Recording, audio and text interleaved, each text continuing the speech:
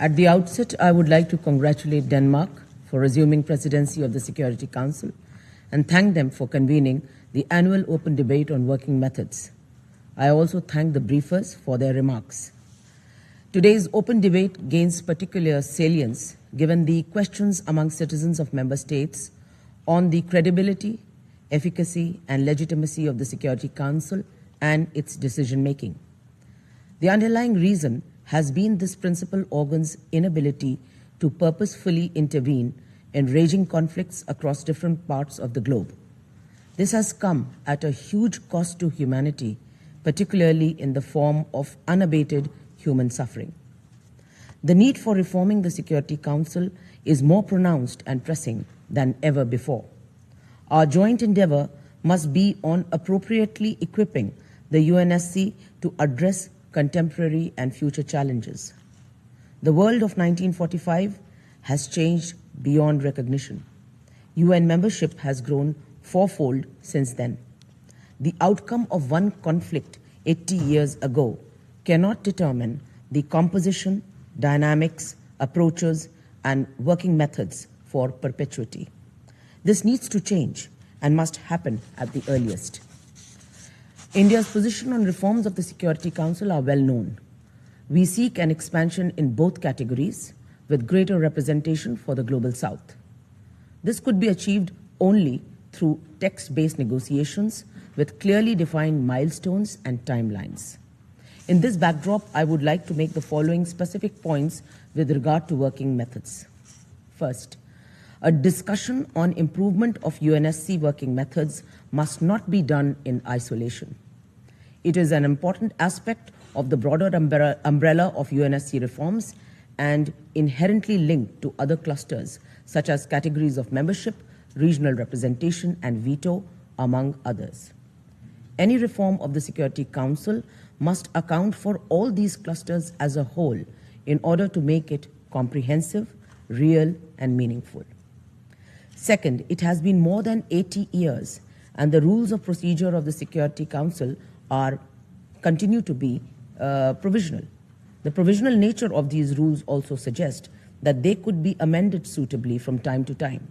Therefore, existing working methods must not be cited as a challenge or obstacle to implement reforms, particularly in terms of expanding the membership.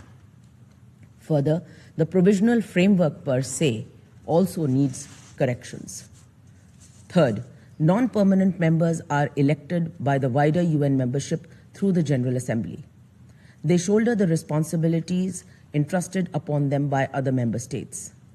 In order to enable the non-permanent members to make meaningful contributions during their respective two-year terms, all Security Council members must enjoy the same set of privileges in terms of access to documents. Access to historical documents must not be the exclusive preserve of a few. Similarly, there must be greater transparency in several ongoing processes of the Security Council. For instance, elected members, and by implication the General Assembly, must have a greater say in crucial aspects such as the election of the UN Secretary General. Another important sphere is peacekeeping. TCCs and PCCs go far beyond the UNSC membership.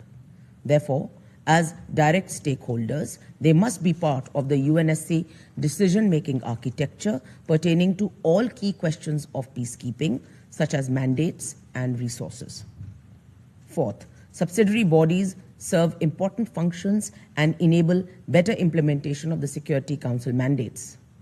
However, these bodies have not been able to deliver optimally in the recent past, primarily due to the delay in finalizing the chairs. As no decision has been taken till date for the current year, India calls on the Security Council to urgently address this issue and finalize the chairs on priority. Moving forward, Note 507 must be suitably amended so as to have a definitive and non-negotiable timeline for finalizing the chairs of subsidiary bodies. Finally, Security Council membership brings significant responsibilities. This must not become a platform to pursue narrow political interests. Listing and delisting are a case in point. There must be more transparency and objectivity on this front. Presence in the Security Council must not be instrumentalized to legitimize terrorists by attempting to delist them or to list other entities as terrorist organizations based solely on political considerations without any objective criteria or supporting documentation. Madam President, in closing, India would like to emphasize that the Security Council requires greater coordination with other principal organs, particularly the UN General Assembly, which remains the most universal and democratic arm of the UN. Institutional mechanisms such as consideration of the UNSC annual report by UNGA must not become a mere procedural formality. Working methods of the Security Council must be reviewed suitably in order to pave the way for closer interaction of the Security Council with other principal organs.